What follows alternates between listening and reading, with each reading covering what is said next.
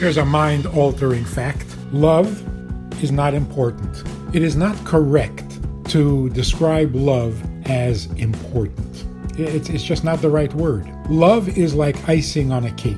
The icing on the cake cannot be described as important. It's wonderful. It's delicious. It makes the cake perfect, but it's the cake that is important, not the icing. For example, if you love somebody, does that make that person important? And when you stop loving that person, do they stop being important? That can't be right. It's arrogant and it's insulting. If I love you, you're important. If I don't love you, you're not important.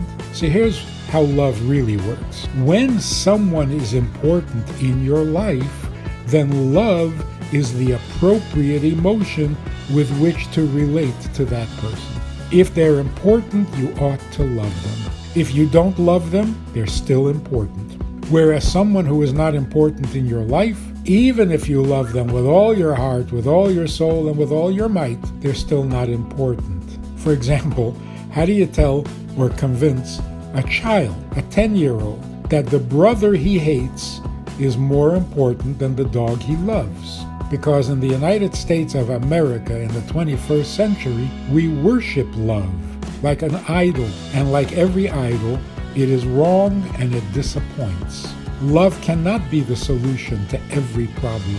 Love will not keep us together. Love is not all you really need. In fact, what does love have to do with it? Love is the icing. What's the cake?